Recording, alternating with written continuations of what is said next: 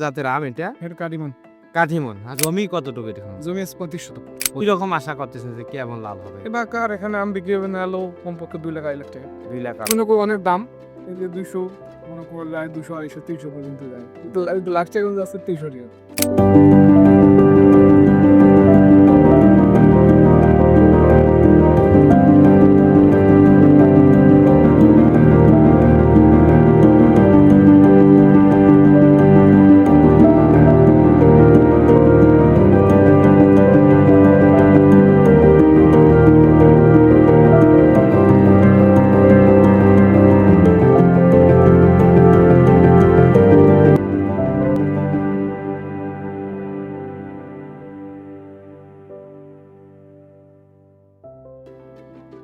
ভাই আসসালামু আলাইকুম। কেমন আছেন? ভালো আছে ভাই আপনার নাম? মোহাম্মদ রবিউল হোসেন, এলাকাটার নাম কি? পুকুরে হাত গাঁয়ে পাওয়া। সুপ্রিয়া গ্রাম। ভাই এটা কি জাতের আম এটা? এর কাটিমন কাঠিমন, হ্যাঁ। আচ্ছা এখানে কয় জাতের আম আছে? এখানে কাটিমন আছে, ইউজাই, ব্যানানা, চ্যাংমাই, তারপরে রেড পালমা। রেড পালমা। চারটা? হ্যাঁ। চারটা। আচ্ছা ভাই কোনটার ফলন ভালো সব থেকে বড়? এই ফলন আছে কাটিমন আছে। কাঠিমন।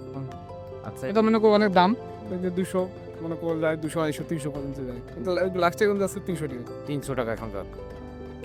সব থেকে কালার কোনটা ভালো আসে? কালার মানে বেগিন করলে কালার আসে ভালো। বেগিন করলে কালার। আপাতত মনে করো বেগিন নাই, আম অল্প, ওইখানে জমি মনে করে বেগিন করিনি। জমি কতটুকু এটা? জমি আছে 35 শতক। 35 শতক। কতটুকু গাছ হবে কয়টা? গাছ আছে 480টি। 480টা। কিরকম আশা করতেছে যে কেমন লাভ হবে? এবার এখানে আম বিক্রি হবে না হলো কমপক্ষে 2 লাখ 2.5 লাখ টাকা। 2 লাখ 2.5 লাখ টাকা। আচ্ছা ও মানে এটা কি 12 মাসে থাকে আমটা? আম ভাই আমি 3 বার নিয়েছি। 3বার। আমার গাছের বয়স এই যে 2 বছর। 2 বছর।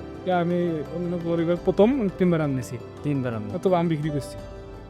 দেখলাম কিছু কিছু গাছ আবার মুকুল আসবে, আবার কিছু বড় হয়েছে, আবার কিন্তু হারভেস্টও করছে। মনে করো আম তুলছি, মানে 3 বার আম তুলছি। আর কতদিন থাকে আমটা? আমটা পাকলেও নাহলে 10 দিন 15 দিন থাকা যায়। 10 দিন 15 দিন রাখা। আর মনে করো অনেক সুস্বাদু, খাইতে ভালো। স্বাদ ভালো। কোনটার স্বাদ সব থেকে ভালো মনে হয়? সব স্বাদ ভালো, তোমার কাটিমাই। কালিমন। তারপর আছে ব্যানানা, এটা ফার্স্ট, এটা কাটিমানে ফার্স্ট।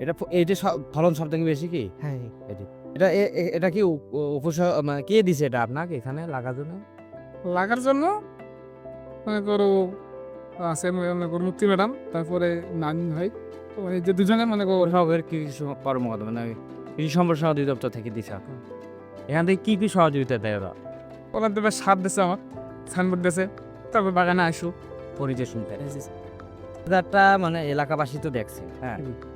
ও মানে কেমন এলাকাবাসী কি মনে করতেছে যে আশানুরূপ ফলন ওরাও কি আগ্রহ প্রকাশ করতে? হ্যাঁ হ্যাঁ, মনে করো যে অনেকে মনে করো বলছে এই যে আমি এই বাগান লাগাবো, মনে করো বাগানে আসেও আমি আসি। এখান থেকে কি আপনি চারা উৎপাদন করেন নাকি? না, আমি চারা উৎপাদন করি না, চারা আমি আনছি মানে করো আজিজ ভাইয়ের মধ্যে আছি। না না, অনেকে তো কলম চারা বা চারা করে, এরকম কেউ আসে নাই? না, এখন আসেন না।